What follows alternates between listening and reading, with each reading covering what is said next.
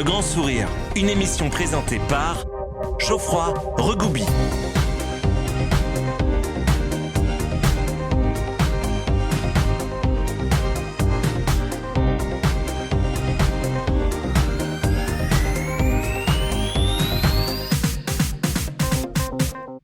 Bienvenue à tous, vous êtes sur Modulus Radio, la radio qui donne le sourire. Modulus Radio est la toute première radio dédiée à un sujet universel, bien utile et nécessaire, le sourire.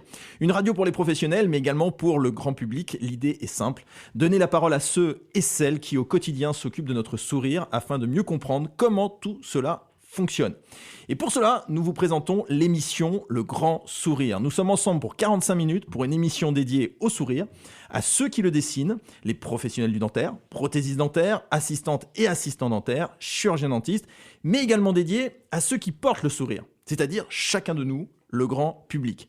Au Grand Sourire, nous échangeons, nous débattons, nous informons dans une ambiance positive. Et oui, nous sommes quand même au Grand Sourire. Je suis accompagné aujourd'hui de Mel, professionnelle du dentaire et chroniqueuse sur l'émission Le Grand Sourire. Mel, bonjour. Bonjour à tous, bonjour à tous nos auditeurs. On va commencer par une rubrique. Notre première rubrique de cette émission Le Grand Sourire, c'est une rubrique qui s'appelle « J'ai une dent contre toi ». C'est votre présentation, car nous sommes accompagnés aujourd'hui d'invités extraordinaires, ils sont 4. Et donc c'est votre présentation par un envieux de votre réussite, de votre talent, de votre épanouissement professionnel. Alors la galanterie, parce qu'on a une femme autour de la table, heureusement, Sophie Dalem. Alors la galanterie, Sophie, serait qu'on commence par toi, évidemment, mais la galanterie, je me suis dit que c'était quand même quelque chose qui te faisait systématiquement manger ton plat froid quand tu étais au restaurant. Parce que quand tu vas au restaurant avec des garçons, ils sont servis, tu es servi d'abord, ils sont servis après, et à la fin, ils mangent chaud et toi froid. Est-ce que la galanterie n'aurait pas été créée par des garçons par hasard ? Je les attends pas pour manger déjà. Ah, c'est bien, voilà, super. Donc Sophie Dalem, Christophe Quesaillant, Denis Rizzo, Christophe Hu. Au lieu de partir sur la galanterie de commencer par toi, on va partir en ordre alphabétique, si ça vous va. Donc Christophe Quesaillant K, Denis Rizzo R, Christophe Hu H, Sophie Dalem. Et ben voilà, on va commencer par toi, Sophie. L'ordre alphabétique est galant, c'est formidable. Alors Sophie, j'ai une dent contre toi. Forcément, tu es talentueuse, entrepreneuse, tu donnes des conférences et formations passionnantes. Alors oui, forcément, j'ai une dent contre toi. Sophie, tu es née entre 1901 et 2001. Tu vois, je suis galant. Tu es associée gérante du laboratoire HD Marly à 9 km de Metz, soit 25 minutes en voiture, par la D5, parce que par les petites routes, on est plutôt à 20 minutes, en passant par le château de Courcelles, juste avant le Pizza Hut. Vrai ou pas vrai ? Il n'y a plus de Pizza Hut, je crois. Ok, il n'y a plus de Pizza Hut. Merci Google. Tu as fait une fac d'histoire géo, étude essentielle pour devenir prothésiste dentaire, car... Non, là, je vois pas, mais un oncle prothésiste est passé par là et tu deviens prothésiste à ton tour en 2003 pour acheter un labo, ton labo, 10 ans plus tard. Petite, tu voulais être fleuriste. Aujourd'hui, tu es une fleur dans la vie des gens, puisque ton métier est de redonner le sourire. Et accessoirement, tu adores t'occuper de ton jardin. Sur Facebook, Sophie, nous avons 340 amis en commun. Il faut qu'on fasse une soirée un de ces jours. Tu as créé le groupe Facebook Tiss Angels, qui regroupe plus de 800 femmes du dentaire, prothésistes, chirurgiens, assistantes dentaires. Je rappelle qu'il y a plus de 54% de femmes dans le secteur de la prothèse dentaire et qu'on ne les voit pas assez. Tu as 2060 abonnés sur Instagram. On te retrouve à Sophie Dalem, tout simplement. Tu es membre du groupe international de professionnels du dentaire Damage Goods. Tu recherches actuellement un ou une prothésiste dentaire expert spécialiste en CAO-CFAO ainsi qu'un prothésiste ou une prothésiste dentaire désireux d'évoluer dans le secteur esthétique et implantologique. On t'écrit où pour ça ? N'importe où, Instagram, Messenger... Sophie Dalem sur Google, on tombe dessus. Pigeon voyageur, je prends tout. Et tu prends les CV, super. Pour finir, Sophie, important quand même, tu kiffes ton métier ? Oui. Ouais, non, vraiment, Sophie, j'ai une dent contre toi. On passe à Denis Rizzo, messieurs, dames. Denis, j'ai une dent contre toi, Denis, car je t'ai vu, en fait, lors d'une table ronde du dentaire, devant une centaine de futurs prothésistes dentaires. Ils n'étaient pas tous forcément très concentrés jusqu'à ce que tu interviennes. Et là, silence, tous ont relevé la tête et ont bu tes paroles. Denis, c'est le genre de personne, quand il prend la parole en public, ce n'est pas pour dire des banalités. Vérité, force, puissance des propos, alors forcément, Denis, j'ai une dent contre toi. Tu es prothésiste depuis 1999, à l'époque, nous parlions en francs. Après avoir obtenu un CAP et un BP au CFA de Marseille, comme ton accent, on le verra, ne le trahit pas du tout. Puis tu enchaînes 8 labos en 10 ans, tu avais la bougeotte, envie de rencontrer des gens, connaître un maximum de choses. En 2011, tu rachètes un labo à Saint-Victoré, 28 km de Marseille, 37 minutes par la 7. Suite au départ à la retraite à 47 ans du patron dont tu étais chef de labo depuis 2009. C'est beau, départ à la retraite à 47 ans. Ouais. Il faut dire qu'à l'image de tes pensées que tu partages volontiers et conférences et formations, tu sais où tu vas depuis longtemps. Dès tes études, tu t'étais programmé sur la voie pour devenir ton propre patron et c'est d'ailleurs ce qui t'a séduit dans ce métier. Niveau CAO et CFAO, en 2009, avant que tu ne rachètes le labo, il y avait un pantographe. Alors un pantographe, pour ceux qui nous écoutent et qui ne savent pas, c'est une sorte de grand compas qui permet de faire des répliques. Bon, vous regarderez sur Google. Et donc, tu as investi dès le rachat du labo en 2011 dans un scanner et une usineuse. De 4 salariés en 2011, puis jusqu'à 6, tu as décidé en janvier 2021 de t'orienter vers une autre prothèse, à fond vers le patient, pour aller sur de la haute esthétique, du cas par cas, seul. Tu as de fait créé un vrai lien avec le patient, tu connais leurs histoires, tu les rencontres, et toi, c'est ça qui te fait kiffer. Et en plus de ça, tu fais de la formation personnalisée, une offre que tu proposes avec 2 participants maximum que tu as appelé Perfect Duo. C'est pas beau ça quand même. Toutes les infos sur www.denirizzo.com. Non, vraiment Denis, tant de talent, j'ai une dent contre toi. Alors, Christophe Hu, qui est à ma droite aujourd'hui. Christophe, j'ai une dent contre toi. Alors, non pas parce que tu as tout juste 50 ans et que tu en parais 10 de moins, non pas parce qu'on ne sait plus si c'est Christophe Hu qui ressemble à Daniel Craig ou si c'est Daniel Craig qui ressemble à Christophe Hu, non pas parce que tu maîtrises le principe du lifestyle à merveille, non pas parce que tu es rédacteur d'une rubrique dans le James Bond Magazine. Alors, écoute, en fait, si pour tout ça, j'ai une dent contre toi. Christophe, tu peux. Christophe, tu deviens prothésiste en 1990, une époque où Yannick Noah était tennisman. Et oui, pour les plus jeunes, Yannick Noah n'a pas toujours été chanteur. Après un CAP et un BP dans une école privée parisienne. Premier labo chez un prothésiste dentaire qui faisait partie du CFCD, Club Français Céramique Dentaire. Pour résumer, les bons du bon de l'époque. Puis, au bout de 8 ans, après avoir fait toutes les étapes du plâtre à la métallurgie jusqu'à devenir céramiste, tu montes ton propre labo en Ile-de-France, labo que tu diriges toujours aujourd'hui. La formation tout au long de la vie, ça te connaît bien. En 1998, tu passes le certificat pratique d'études supérieures. De 2006 à 2008, tu fais le Las Vegas Institute où tu décroches 3 postgraduates, 1 en esthétique, 1 en céramique et occlusion, 1 en neuromusculaire. Tu deviens membre Oral Design en 2018, une fondation créée par le grand Willy Geller, qui nous écoute aujourd'hui. On te retrouve sur Instagram avec 1270 abonnés. Tu es un fan absolu du Made in France, que cela soit pour t'habiller, pour ta voiture et bien sûr dans ton travail de prothésiste dentaire. Tu fais des conférences et formations, beaucoup, auprès des prothésistes, mais aussi auprès des dentistes. Rien qu'hier, d'ailleurs, tu étais à Lyon, où tu donnais une conférence à l'Alpha Omega, l'association lyonnaise des dentistes, sur le thème des nouvelles technologies au service de l'esthétique émotionnelle. Ça nous intéresse pour notre sujet d'aujourd'hui. Le sport, un peu, allez, beaucoup. Accrochez-vous, tu es ceinture noire instructeur de Krav Maga, ceinture noire en full contact, ceinture noire en karaté contact, instructeur de combat au couteau, boxeur au Temple Noble Art. Tu as d'ailleurs fait des combats publics à Londres notamment, tout ça est vrai, messieurs, dames. J'ai envie de dire, messieurs, dames, Christophe Hu, s'il vous plaît. On peut l'applaudir. Merci. Et on termine par notre 4e invité qu'on est heureux de recevoir, Christophe Quesaillant. Christophe, tu as 41 ans et j'ai une dent contre toi. J'ai une dent contre toi, Christophe, monsieur 10 000 votes, toujours en mouvement, 10 000 projets à la fois, jamais fatigué. Non, vraiment, j'ai une dent contre toi. Christophe, tu es lyonnais. Lyon, une petite ville à une 60aine de kilomètres de Saint-Étienne. Tu es prothésiste dentaire depuis que tu as 18 ans, en 1998, l'année de... Coupe du Monde. Oui, alors en effet, j'allais dire l'année du rachat de Rolls par Volkswagen, mais ok, je m'incline, Coupe du Monde. De tes 18 ans à tes 25 ans, tu es passé par une dizaine de labos. Tu as été plâtrier, tu as fait de la métallurgie pendant 3 ans, puis de l'implantologie. À 25 ans, tu te mets à ton compte. Alors comment ça s'est passé ? Eh bien, ta future épouse, que tu rencontres 5 ans plus tôt, qui est elle-même prothésiste dentaire, Elisabeth, céramiste, que l'on salue, se fait embaucher dans un labo. Et le patron te dit en rigolant... Écoute, j'embauche Elisabeth et tu rachètes mon labo. Mais voilà, faut pas l'énerver, Christophe Quesaillant. Hop, labo racheté, l'affaire est dans le sac. Votre labo, Elisabeth et toi, aujourd'hui, s'appelle Ardentech. Alors, Ardentech, ardent, car je te cite, tu es un peu excité. Et ECK pour Tech, pour Elisabeth et Christophe Quesaillant. J'adore. Dès le début, tu t'intéresses au numérique, scanner en 2008, une petite Charlie Robot en 2009, puis le reste a suivi, 3 usines titane, scanner 3D, imprimante de production, etc., etc. En 2020, tu crées un second labo en plein cœur de Lyon, sur un concept innovant dédié au numérique et à relations patients. Labo qui esthétiquement n'a rien à envier à l'Enterprise de Star Trek, on va en reparler dans l'émission. On peut retrouver Ardentech sur Instagram, Facebook, tout simplement Ardentech. Aujourd'hui, vous avez, Elisabeth et toi, 14 salariés et 2 enfants, et non pas l'inverse.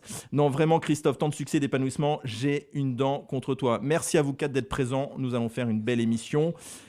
Pour cette émission, Le Grand Sourire, on va échanger sur un sujet qui concerne la profession de prothésiste dentaire et par capillarité celle de chirurgien dentiste, et de fait qui concerne chacun de nous, le grand public, les patients. L'innovation versus la tradition dans l'univers dentaire.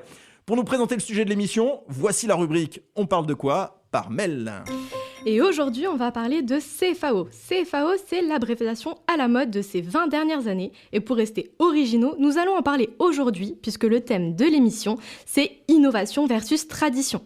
Si vous n'êtes pas du domaine dentaire, vous pensez peut-être que l'abréviation CFAO fait référence à la multinationale centrafricaine spécialisée dans les secteurs de distribution automobile. On pensait exactement à ça, tout à fait. Eh bien, c'est perdu. Nous allons parler des techniques de conception et fabrication assistées par ordinateur. Pour la petite histoire, ces techniques sont exploitées depuis longtemps dans des secteurs comme l'automobile ou l'aéronautique. Elles font leur apparition dans le secteur dentaire dans les années 80. Et cocorico, on peut être fier de nous puisque c'est un Français qui a adapté ces technologies. Depuis, la CFAO n'a pas cessé de gagner en popularité, jusqu'à devenir incontournable dans nos quotidiens professionnels, à la fois en laboratoire, mais aussi en cabinet dentaire. Ces technologies sont utilisées pour apporter aux patients des prothèses avec des matériaux sans métaux, plus adaptés, plus durables et censés améliorer l'esthétique. Aujourd'hui, la numérisation, au sens large, est bien installée au sein de la dentisterie. Et ce n'est pas moi qui le dis, c'est l'UNPPD, le syndicat majoritaire des prothésistes dentaires. D'après l'enquête de branche de janvier 2022, 92% des laboratoires français sont équipés en CFAO, soit 2950 entreprises. Cela représente 16 points de plus en comparaison des statistiques de 2008, où seulement 16% des laboratoires avaient déclaré être équipés. Les cabinets dentaires ne sont pas en reste. Une enquête de 2017 du média Le Fil Dentaire révèle que 44% des cabinets dentaires sont équipés en CFAO. En effet, 60% de ces praticiens déclarent posséder une caméra intrabuccale. Est-ce qu'ils s'en servent tous ? Là, c'est une autre question. L'avènement de la CFAO a donc bouleversé le monde de la dentisterie. Mais qu'en est-il des techniques traditionnelles ? L'innovation doit-elle se nourrir des méthodes traditionnelles ou va-t-elle les remplacer totalement ? Quel avenir passionnant nous attend ? C'est ce que nous allons voir aujourd'hui avec nos invités du jour. Merci Mel, voilà, le sujet est posé, on va commencer notre premier temps d'échange. Alors ma première question, elle est pour vous 4. Et on va commencer quand même par Sophie, parce que bon, on est sympa. Quelle est votre relation à l'innovation dans le dentaire ? Est-ce que vous courez après dans vos laboratoires respectifs ou est-ce que vous l'anticipez, Sophie ? Moi, pour le moment, je suis équipée de 2 usineuses et 3 imprimantes. Donc forcément, je l'utilise au quotidien. Après, sans ça, on ne peut pas l'utiliser sans avoir les connaissances traditionnelles. Donc je pense que ça fait partie de l'avenir et même du présent déjà. Ça va vite, ça va très très vite. En fait, on assiste quand même à une révolution numérique dans nos laboratoires depuis ces dernières années. Je pense qu'on est tous d'accord. Tu la dates à partir de quand cette révolution numérique ?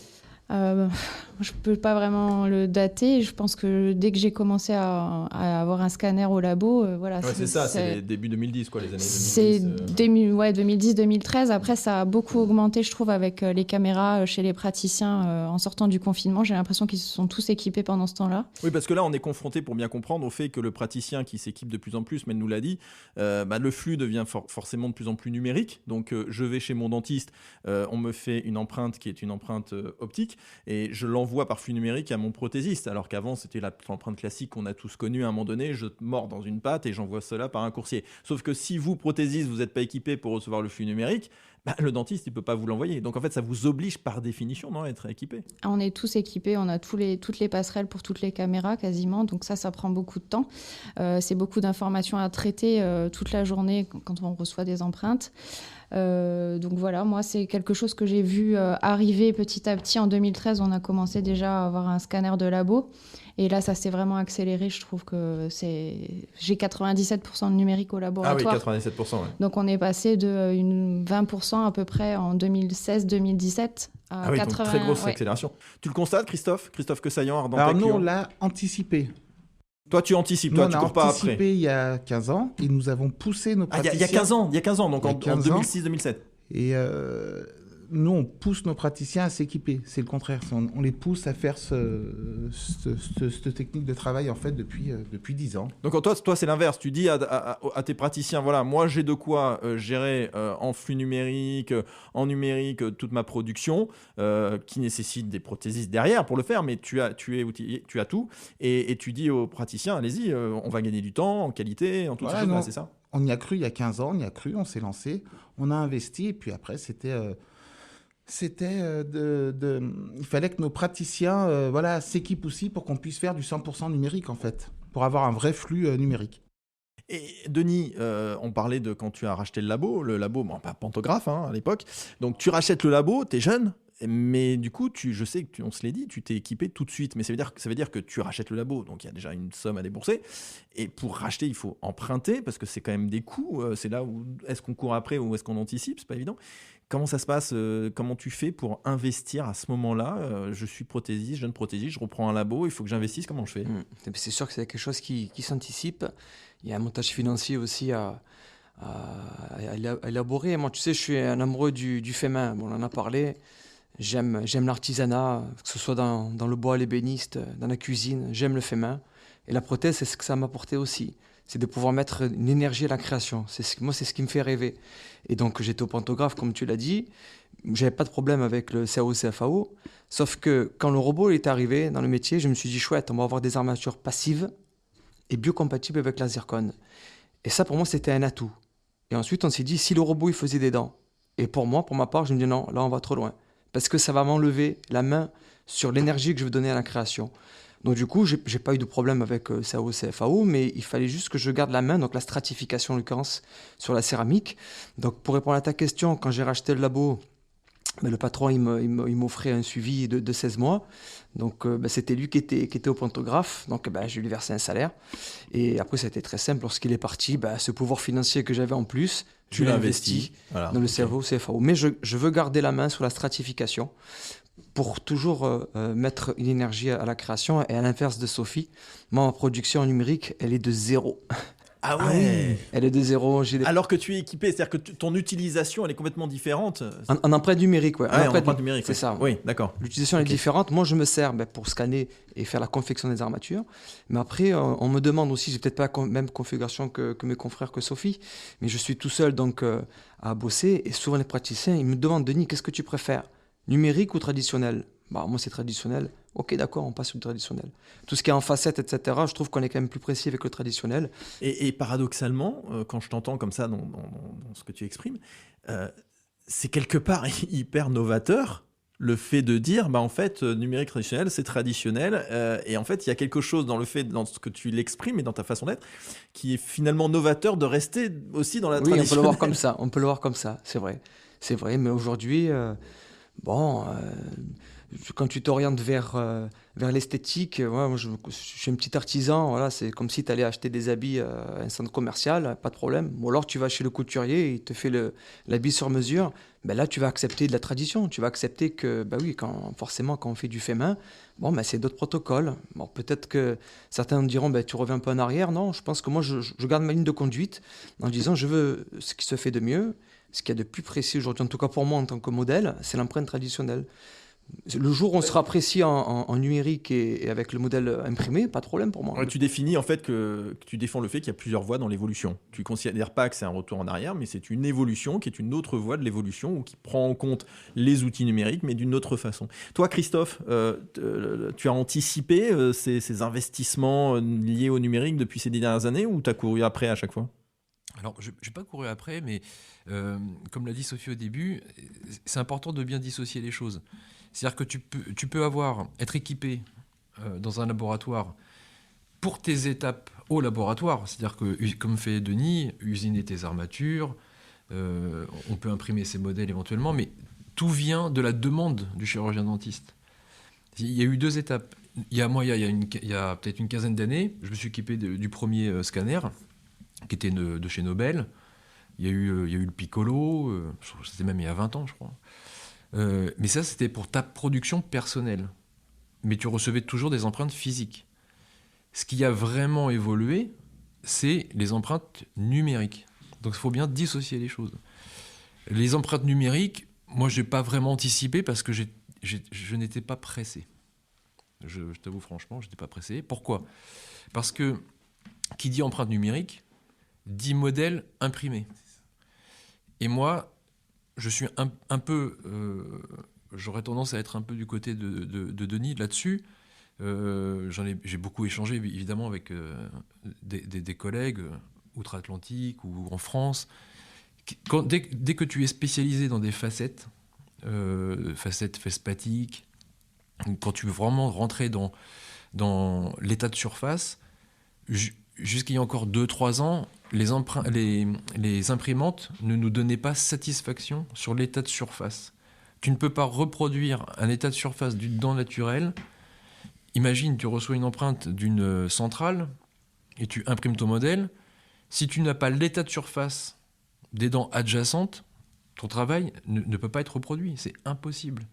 Donc, moi qui étais plus sur le côté esthétique des états de surface, de la reproduction vraiment naturelle des dents, j'avais pas satisfaction quand je voyais les modèles imprimés chez les autres prothésistes.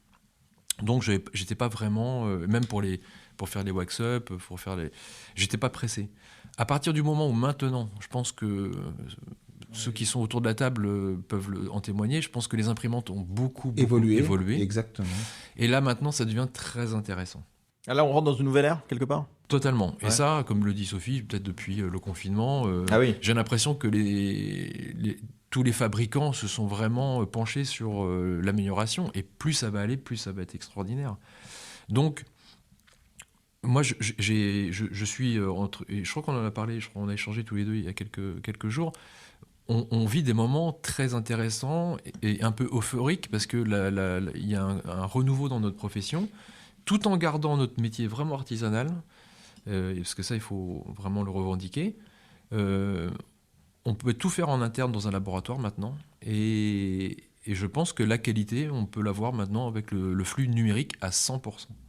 Et moi, de mon côté, par rapport à tous ceux qui sont autour de la table, Sophie qui est à 97%, certainement aussi Christophe. Non, peut-être pas autant, on est à 70% voilà. d'empreintes numériques. D'empreintes numériques, ok. Mais nous, il y a un autre avantage aussi, la CFAO, c'est pas que les facettes, c'est aussi une organisation de travail. Bien sûr.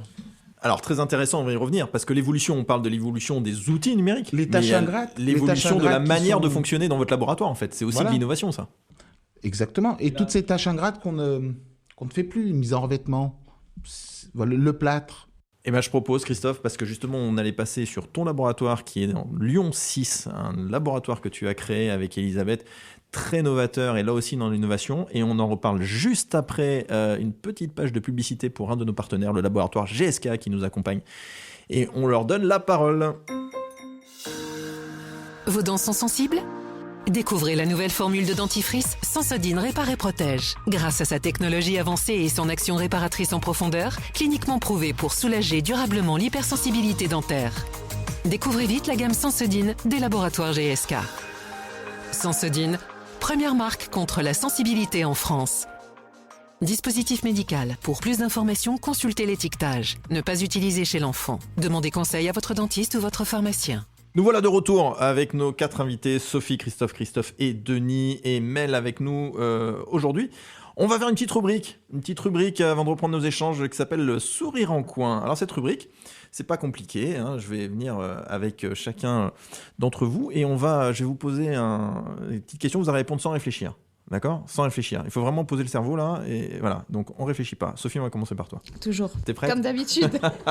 Sophie, attention, 3, 2, 1, foot ou rugby ?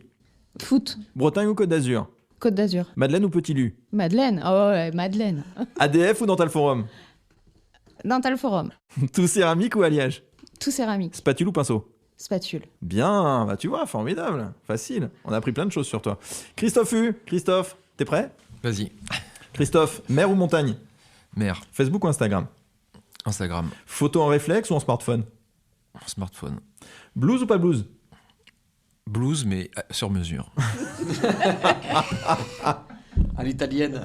La classe. On continue. Salon de thé ou pub ? Salon de thé l'après-midi, pub le soir. Stratification ou foule anatomique ? stratification. Merci Christophe. Denis, tu es prêt? Ah oui, c'est parti. Chien ou chat? Chien. Été ou hiver? Été. PSG ou OM? Je réponds même pas. Lame de bistouri ou pointe de cutie? Lame de bistouri. Adjointe ou conjointe? Conjointe. Innovation ou tradition? Tradition. Christophe, que saillant, es-tu prêt? Ville ou campagne? Ville, Bière ou champagne? Champagne, Train ou avion? avion, Made in France ou Made in China? Made in France, Empreinte tradie ou numérique? numérique, Star Trek ou Star Wars? les deux. Merci de vous être prêté au jeu. Alors, avant cette petite pub de notre partenaire GSK, on parlait de ton laboratoire, Christophe. Christophe, ton laboratoire avec Elisabeth, ton épouse. Vous avez un laboratoire à Brignais. Vous avez combien de salariés? 14, on a dit à peu près. On est 14. Voilà, 14. Et tu as créé en 2020 un deuxième laboratoire. Je voudrais que tu nous en parles parce que à Lyon 6, on est sur l'innovation, mais alors l'innovation dans le concept. Il y a l'outil, on le voit, l'innovation. On en a parlé juste avant, il y a la manière d'être. Mais le concept, parle-nous de ce laboratoire que tu as créé. Alors, c'est un laboratoire qui est full numérique et qui s'appuie sur le laboratoire de Brignais, la maison mère. Donc, on a besoin de l'équipe des 13 personnes qui sont sur Brignais pour pouvoir fabriquer la dent à la journée. On reçoit le patient pour des prises de teinte et le patient repart en fait avec sa dent au bout d'une heure. Il est sur le fauteuil, prise d'empreinte chez le praticien. La dent est numérisée, designée à Brignais, fabriquée à Lyon. Le patient vient, dernier coup de maquillage, et il repart chez le praticien au bout de 2 heures. Et ça s'appelle un service prime. Service prime. Et alors, ce qui est génial, c'est qu'on arrive dans ton labo quand même. Donc, ce que je disais, c'est l'enterprise, c'est incroyable. On a les claviers d'ordinateur qui sont sculptés sur la table, les écrans d'ordinateur qui sont incurvés. T'as un hologramme qui arrive, t'as l'impression qu'il va te sauter dessus avec un lion, parce qu'Ardentech, c'est le lion, le symbole. C'est le lion, mais le lion de la ville de Lyon aussi. Ouais, bien, bah oui, bien, tu fais pas les choses à moitié, évidemment. Mais est-ce que la ville de Lyon dit le lion, c'est le lion d'Ardentech? C'est le lion de... Tu y es pas encore. Non. Et quand le patient arrive, il s'installe dans une petite alcôve. Une petite bulle. Et là, on lui sert une petite coupe de champagne. Et il attend tranquillement que sa dent arrive. Donc tu réinventes la relation en fait prothésiste dentaire, c'est la vision du prothésiste dentaire qu'on peut en avoir, hein, avec quelque chose de très moderne, très sexy quelque part. C'est formidable. Voilà, exactement. Et alors on parlait justement de tout ce qui était innovation avant la petite pause. Et cette innovation, elle a un coût. Elle a un coût à la fois, on l'a dit, quand on achète les machines, mais elle a un coût aussi de production, j'imagine, Christophe. Oui, les matières premières sont plus chères que celles qu'on avait l'habitude d'acheter. Aussi bien les résines que les disques à usiner. Les deux plus gros exemples, et après ce serait bien d'en débattre avec les collègues, les deux plus gros exemples pour le coup qui vraiment modifient considérablement, c'est les modèles imprimés par rapport à un modèle en plâtre, car les prix sont mirobolants au niveau du liquide pour imprimer. Et aussi au niveau des unitaires, par exemple des lingotins à usiner en impress, en disilicate de lithium, par rapport à la pressée. Par exemple, pour donner un exemple, avec un lingotin de pressé, tu peux faire 4 ou 5 inlays, donc 4 ou 5, et le lingotin de pressé va te revenir à 20 euros. 20 euros. Ouais, 20 euros, donc grosso modo, là-dedans, elle te revient à 4-5 euros. Alors qu'un lingotin usiné impress, il est à 18 euros. Oui, 18-20 euros. 18-20 et t'en euros, fais qu'une. l'élément. Voilà. Et t'en fais qu'une. Donc, lorsque tu fais clairement un cas de 10 facettes en IMAX pressé, tu fais 10 fois 4 euros. Okay. Alors, on parle juste de la production, on ne parle pas de main-d'œuvre, bien sûr. Hein. Tu es à 40 euros sur un modèle en plâtre qui t'a coûté grosso modo 1,50 €, même pas. Alors que si tu fais tout en numérique, tu as le modèle imprimé, lui, qui te revient à combien à peu près 12-13 euros, 14 euros. Le modèle imprimé. Et après, tu as 10 fois 18 euros, donc ça fait 180. Donc on est passé à 200 euros sur le même cas. Ça, c'est le premier problème. Le premier problème, c'est le coût des matières premières. D'accord avec ça, Christophe, Sophie? Oui, sur la matière première, mais après on peut se rattraper sur la fabrication, c'est-à-dire qu'on gagne du temps. Donc c'est-à-dire que ça coûte plus cher, mais tu produis plus vite, donc tu produis plus. Tout à fait. Alors, gagner du temps, oui, mais quand tu as une imprimante, dans ce cas-là, il faut avoir 3 ou 4 imprimantes pour gagner du temps. C'est Et ton c'est cas. encore un coût plus élevé. C'est Nous, ton un cas, modèle, Christophe, toi, que Oui, Saillant. on a plusieurs imprimantes, mais un modèle, on l'a 1 heure après. Je pense On qu'après, on design. arrive dans un engrenage. T'as un engrenage, voilà. Alors tout qu'est-ce que à fait. t'entends, Sophie? Qu'est-ce que t'entends par engrenage? C'est quoi? C'est que ça t'oblige à acheter, à te. C'est ça, c'est qu'une fois qu'on a la main prise dans le numérique, en fait, on est vite happé par le toujours plus vite. En fait, on est obligé d'avoir une production quand même plus importante. L'industrialisation arrive dans le métier, donc c'est Et indéniable. on arrive à garder quand même le côté justement qui fait la beauté de votre métier, le côté artistique dont on parle beaucoup, notamment Denis. Mais oui, mais on l'a toujours, le côté artistique. Alors comment? Vas-y, comment? Comment? C'est après la stratification. Une facette, Voilà, on peut c'est très ça, bien quand t'arrives à la rajouter de la stratification, céramique. On fait pas tout que par ordinateur. On prépare une chape ou on prépare une facette numériquement disilicate. Et derrière, on a le travail artisanal de nos céramistes. Mais ça, tu peux pas le faire avec ton service Prime, par exemple, que tu. Là, non, Voilà, mais on va c'est- pas faire des facettes en service prime. Ah oui, là, c'est On va sûr. se per- on va- on- Des inlays, des choses Voilà, comme ça. tout à fait. En full numérique, quoi. Full- zircon, Voilà, full- des molaires du fond, des onlets, mais des facettes, non, on va prendre le temps. Tu ne peux pas te permettre de... Mais du coup, ça légitime beaucoup ce que vous dites. Alors, ce que j'entends, c'est que c'est quelque chose qui, au final, est une problématique que tu définis, Christophe Hu, directement, mais qui, dans un système que l'on met en place, se légitime, et à partir du moment qu'on l'intègre, comme tu dis, Sophie, et comme tu dis, Christophe, que Saillant, ça se légitime, et à la fin, on y gagne. Et en même temps, ça légitime aussi la voix, Denis, que toi, tu prônes, qui est de dire, moi, mon innovation à moi, c'est justement de C'est faire ça. autrement. Moi, j'ai un avis extérieur à tout ça parce que je suis pas confronté à ce genre de problématique. J'aime le plâtre en plus de ça. Tu vois.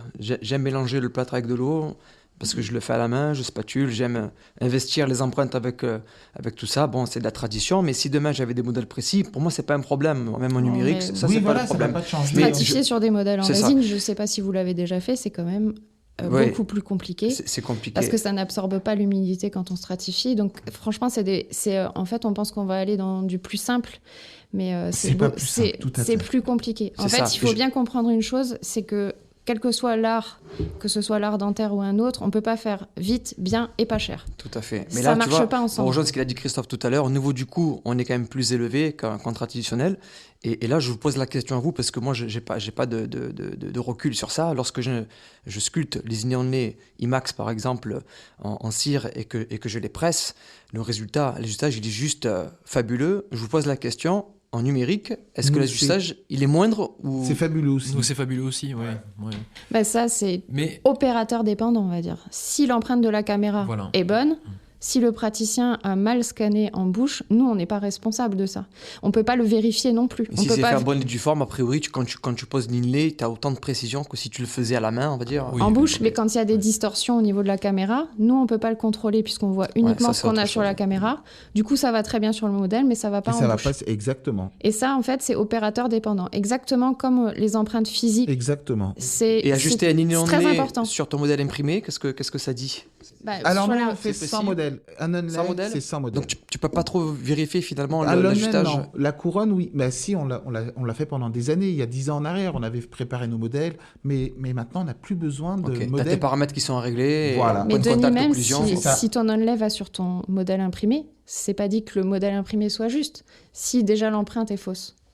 Donc Ok, en fait, tu niveau peux, de- tu niveau veux du contrôle vérifier. qualité, c'est un peu plus fastidieux. Bah, tu du peux coup. pas Si, vérifier contrôle sur- qualité, non, c'est que le contrôle qualité de ce que Denis dit, en fait, c'est le modèle, on va l'imprimer, l'onlay, on va le fabriquer en numérique. Là, on plaque parfaitement. Notre onlay, il va plaquer. Par contre, ce que tu es en train de dire, c'est la distorsion du l'empreinte numérique. praticien qui a pris l'empreinte numérique. Donc, il peut plaquer sur ton modèle, mais pas en bouche. Donc t'as beau vérifier et faire un Comme en contrôle plâtre. qualité, Comme en ben, tu peux pas vérifier jusqu'au bout de la chaîne en fait.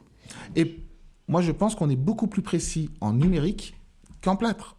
Une empreinte, c'est quand même, si on regarde notre métier, c'est de la silicone, donc de l'expansion, du plâtre, de l'expansion, le métal, le revêtement, de l'expansion. Et au final, un coup de bol, ça rentre. C'est un peu ça notre métier. Là, le numérique, on travaille au micron. On est au micron. Alors je suis d'accord quand L'avancée, elle est faite sur le On est même trop Vraiment. précis. On est Ah oui, même avec beaucoup le plus mojo. précis Ouais. qu'avant. Trop précis. en CAO, on est très précis avec l'empreinte de ce qu'on est en train de parler. On est très précis avec l'empreinte numérique, mais après la matérialisation avec le modèle 3D, c'est là où on a peut-être un souci. Tout dépend des C'est la machines, matérialisation encore de- une fois. Ouais. Tout dépend des machines. Mais l'état de surface, comme le disait Christophe tout à l'heure, c'est quand même meilleur sur du plâtre. Je pense qu'on est plus précis. Pour faire de la microgéographie de surface, oui, par exemple, obligatoire, tu peux pas. Photo. Tu vois les strates sur des modèles imprimés. Échange tout à fait passionnant entre professionnels avec plusieurs visions mais qui se regroupent beaucoup. On va faire une deuxième petite pause avec notre second partenaire, l'entreprise GC, entreprise fort connue de nos professionnels du dentaire, et on se retrouve juste après. GC, un acteur majeur du secteur dentaire depuis plus de 100 ans, entre modernité et tradition. Notre ligne directrice ? Améliorer la santé bucco-dentaire dans le monde. Nous développons les meilleures solutions de traitement dentaire en fabriquant des matériaux ultra performants qui simplifient la vie du dentiste et du prothésiste dentaire. L'évolution des disilicates de lithium permet d'obtenir des résultats naturels sans cuisson avec des possibilités de maquillage et de microstratification ultra performantes pour un rendu parfaitement esthétique et illimité. Le patient retrouve un sourire naturel et éclatant en un temps réduit. Partenaire de l'Académie d'art dentaire depuis plus de 10 ans, nous sommes désormais présents sur toutes les spécialités dentaires. De la restauration directe à la restauration prothétique, en passant par l'implantologie et l'orthodontie avec une forte orientation numérique et digitale. Découvrez nos innovations issues de nos toutes dernières technologies en nous retrouvant au Dental Forum du 7 au 9 avril 2022 au Parc Floral de Paris. Avec GC, souriez au monde. Et nous voilà de retour. Et pour une rubrique, la rubrique Souris-moi par Mel. La parole est à toi, Mel. Merci. Alors, est-ce que vous connaissez la nouvelle tendance en vogue sur TikTok et les autres réseaux sociaux ? Absolument pas. C'est la tendance « Regarde mes facettes ». De plus en plus d'influenceurs se filment au fauteuil pour partager leur expérience de restauration esthétique. Le hic, c'est que ces personnes, souvent très jeunes, ne se font pas poser des facettes, mais des couronnes, ce qui a alarmé la communauté mondiale des professionnels du dentaire. En tant que dentiste, prothésiste ou assistant, cela vous semble peut-être aberrant, mais les patients ne font pas toujours la différence entre les prothèses existantes. Influencés par des années de publicité vantant un sourire parfait, plus que blanc et aligné, les jeunes patients sont désormais la proie de professionnels malhonnêtes. La très grande majorité de ces soins sont réalisés en Turquie ou dans d'autres pays connus pour du tourisme dentaire. Les patients ne prennent pas conscience qu'au-delà de l'aspect esthétique, bien souvent trop superficiel à mon goût, ils portent atteinte à leur santé en détruisant leurs dents.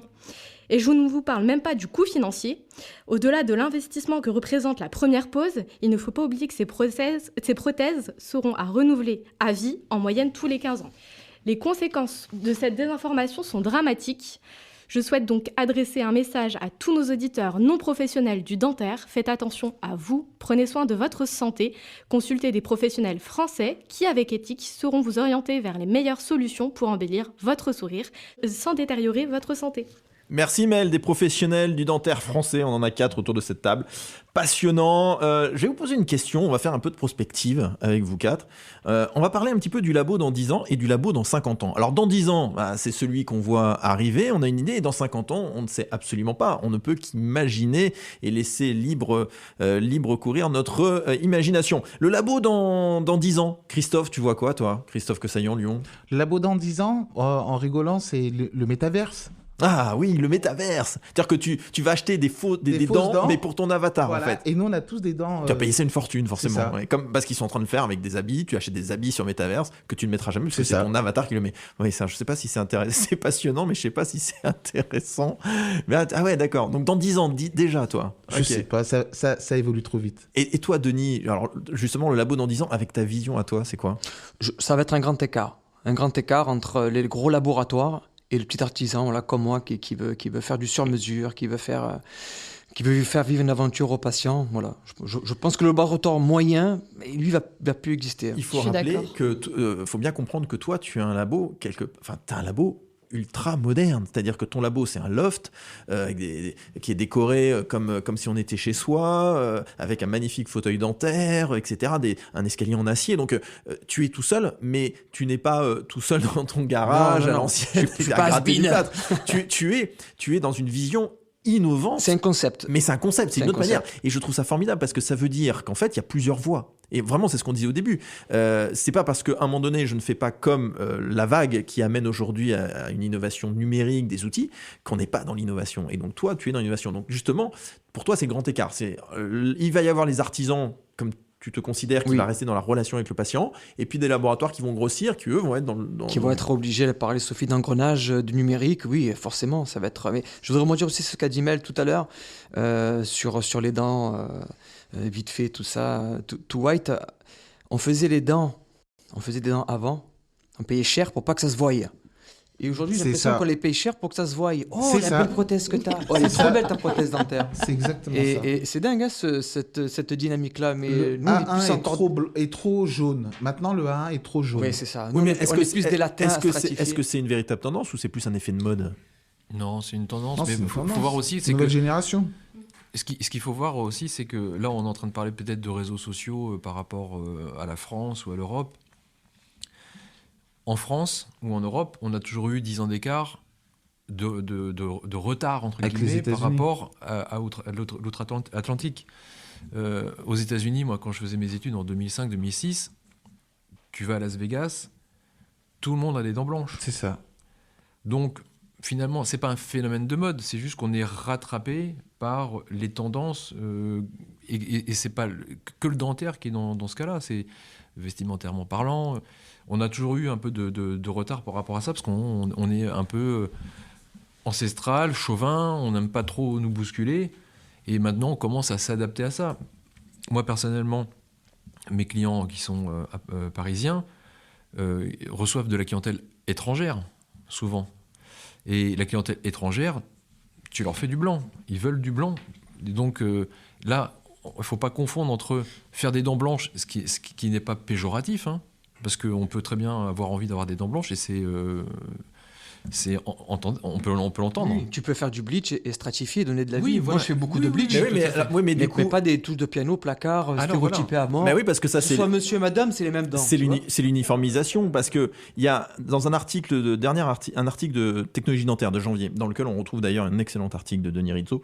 Je vous invite à le lire. Il y a Richard Fouquier qui est prothésiste dentaire et qui fait un article très intéressant, et il met en avant sur l'innovation que l'innovation ne saurait faire que le cosmétique artificiel et parfait, alors que le regard humain est nécessaire pour avoir accès à l'esthétique naturelle imparfaite. Et en fait, notre recherche aujourd'hui en tant que culture française, c'est la non-uniformisation, c'est aller chercher justement cette esthétique naturelle imparfaite pour que ça ne se voit pas, même si j'entends ce que tu dis, Denis, qu'aujourd'hui, il y a peut-être une tendance qui est « regarde ma prothèse », mais j'espère qu'on sera encore dans plus je suis fier de ma prothèse, moins j'ai envie de la montrer, puisque j'ai envie de montrer à tout le monde que j'ai des dents naturelles, quoi. Et tu sais comment ça s'appelle, ça? Non? L'harmonie. Ah, c'est beau, c'est voilà, magnifique. Oui, c'est l'harmonie d'un La sourire. dissymétrie harmonique. C'est ça. Dissymétrie harmonique. Et alors, Parfaitement imparfaite. on parle du patient, là on a parlé du labo. Alors oui, le labo le labo dans 50 ans, si on se laisse complètement rêver, le labo dans 50 ans. Moi quand je vois ton labo, Christophe Quesaillant, à Lyon, ton labo Lyon 6, j'ai l'impression d'être dans le labo dans 50 ans quand on arrive et qu'on voit cette espèce de comment ça s'appelle, tu sais, avec le lion là qui... Les néons, Oui, l'hologramme, qui a- Nebula, on a une voix de robot qui nous parle pour nous dire... Ah non mais c'est extraordinaire, faut aller voir Christophe Quesaillant, Elisabeth Quesaillant dans le 6e à Lyon. Le labo dans 50 ans, Sophie, si on délire complètement, c'est quoi? Je sais pas, un labo sur Mars? Ah, un labo sur Mars, c'est bien ça. Tu connais Elon Musk peut-être? Pas Non du tout. Non, t'as des trucs, c'est ça, hein, tu connais, tu nous le dis Dans pas? 50 ans, je serai plus là. Voilà. J'espère que si. Après moi. Alors Denis en a parlé, le labo Christophe dans 50 ans? Je pense que... Bon, c'est comme compliqué de le voir, mais je pense que le prothésiste pourra être sur place directement dans un cabinet dentaire par son hologramme, justement. Ah ouais, le rapprochement, en fait l'innovation Ouais, au je service pense, du ouais. rapprochement entre le binôme prothésiste-chirurgien-dentiste. Ouais, je pense que c'est ça. Enfin, j'espère que la tendance viendra à ça. C'est-à-dire que ce qu'on appelle des 3P, le patient, le praticien et le prothésiste, il y aura un regroupement aussi bien par les données numériques que par les hologrammes, choses comme ça. Mais il va falloir légiférer parce que le prothésiste dentaire aujourd'hui n'a pas le droit de mettre la main en bouche Non, du mais qui patient. pourra Mais est-ce que l'hologramme aura le droit de mettre la main en bouche du patient? Non mais tu vois, c'est important. Hein. En tout cas, la relation avec le patient sera plus proche. Ouais. Grâce à ça. Et alors justement le patient de 2030, parce qu'aujourd'hui le patient, il n'est pas tellement informé, il va chez le dentiste, il y a la stature du docteur qui fait un peu peur, donc j'ose pas trop poser de questions. Mais de plus en plus, il y a une demande. On a vu dans le mouvement Je fais sourire Made in France qui a fait un sondage et qui a vu qu'il y avait une très grande majorité des Français qui souhaitaient privilégier le Made in France pour ce qui concerne ce qu'on lui met dans la bouche quand même, en termes de dents. Donc le patient a besoin peut-être une envie latente d'être informé. Le patient de 2030, il sera super informé il sera plus en relation avec le dentiste? Il demandera à voir son prothésiste ? Ce sera plus transparent, je pense. Ouais, plus transparent. Oui, parce que de toute façon, avec les réseaux maintenant, tu ne peux plus cacher ce que tu fais. C'est impossible. Donc, aussi bien pour l'information. Les patients, quand ils viennent chez un dentiste, ils savent ce qu'ils veulent, normalement. Maintenant, la plupart du temps. Avant, tu allais chez un praticien, tu fermais les yeux, on dit, vous avez une couronne à faire ? Ah bon, très bien, je savais pas. Maintenant, les gens, ils viennent, ils savent ce qu'ils veulent. Ah oui. Ils savent sont renseignés avant, c'est ça ? Ils veulent de l'IMAX. Enfin, moi, lorsque je prends des teintes, les patients viennent dans mon laboratoire, ils me posent des questions. On a presque l'impression d'avoir affaire à un professionnel. Vous le constatez aussi ? C'est d'IMAX, c'est de la fespatique que vous allez me toi, faire. Denis, toi qui reçois beaucoup les patients. Moi, je reçois les patients à 100%, sur tous les cas que je fais. Et tu constates ce que dit Christophe ? Oui, tout à fait. Et il y a beaucoup de choses qui sont démocratisées aussi. Aujourd'hui, la nana, elle se refait la poitrine, elle se fait là, ou le garçon, peu importe. Et elle va mais dire... toi, tu fais que les dents, on est d'accord ? Moi, je fais que les dents. Mais elle va dire, mon chirurgien, c'est un tel. Tu vois, ça s'est démocratisé. Aujourd'hui... C'est la première étape, les dents. On se refait le sourire. Mon prothésiste, c'est un tel. Voilà. Il y a beaucoup de sourires quand on a amené un deuxième. J'ai constaté ça. Je viens de la part d'une amie, elle m'a montré, c'est vous qui avez fait, etc. Okay. Donc ça s'est émancipé, ça s'est démocratisé. Et puis ça, c'est une bonne chose pour nous. Ça et les réseaux. Oui, les réseaux, c'est incroyable. Moi, je sais que j'ai beaucoup de clients aujourd'hui qui viennent des réseaux. Parce qu'ils t'ont vu sur Instagram. Mais les patients. Il faut le suivre ton Instagram, il est magnifique, Sophie. Les patients qui viennent, qui voient mon Instagram, qui vont chez leur praticien, et le praticien m'appelle, oui, j'ai une patiente qui est venue, elle veut que ce soit vous. Eh ben, ça s'appelle le 5e pouvoir, le pouvoir de l'opinion. Mes amis, on va arrêter sur ça. Pour conclure nos échanges et en résumé, ce que j'ai noté, c'est qu'on peut dire que sans tradition, dans sa définition la plus large, comme on a parlé notamment Denis, il n'y a pas d'innovation. L'innovation se nourrit de la tradition et la tradition se légitime parce que l'innovation existe. Sinon, la tradition devient caduque. En fait, la tradition devient un élément qui évolue comme le fait l'innovation. L'exemple de Denis en est flagrant. La tradition ne doit pas être perçue comme une addition de techniques immuables, mais bel et bien comme des techniques qui évoluent. Je prends l'exemple de la fronde à main. Aujourd'hui, la fronde à main, on ne va pas dire que c'est de la tradition, c'est totalement caduque. En fait, la tradition de 2022 n'est pas la même que celle de 1982, tout comme l'innovation de 1982 n'est pas la même que celle de 2022. En fait, l'innovation d'aujourd'hui est la tradition de demain. On est d'accord là-dessus ? Waouh, super. Ça vous va ? Bon, en tout cas, merci à vous quatre, merci à nos invités. Ils promettaient d'être bons, ils ont été mieux que ça. On peut les applaudir bien fort, tous les quatre. Un grand merci à Amel de nous avoir accompagné cette première émission. Merci à notre directrice des programmes Laura, ainsi qu'à l'équipe en charge de la réalisation, notre producteur exécutif Julien et notre ingé son à la captation Lucas. Merci à nos partenaires, le laboratoire pharmaceutique GSK, l'entreprise GC, l'Académie d'art dentaire Isabelle Dutel et à tous ses collaborateurs qui font un travail formidable pour former la future génération de prothésistes dentaires et d'assistantes dentaires. Je vous invite à écouter souvent, tout le temps même, Modulus Radio, la radio qui donne le sourire via l'appli sur iPhone et Android à télécharger gratuitement ou sur modulus.fr. Vous y retrouverez de la bonne musique, les infos et notamment aussi des épisodes d'entretien avec un dentiste produits par le docteur Florence Etcheverry qui met en avant des personnalités du monde du dentaire au parcours atypique et passionnant. Et ça, c'est toutes les semaines le jeudi à 19h. Quant au Grand Sourire, retrouvez le replay tous les lundis à 18h, les mercredis à 8h du matin et les samedis à 10h du matin.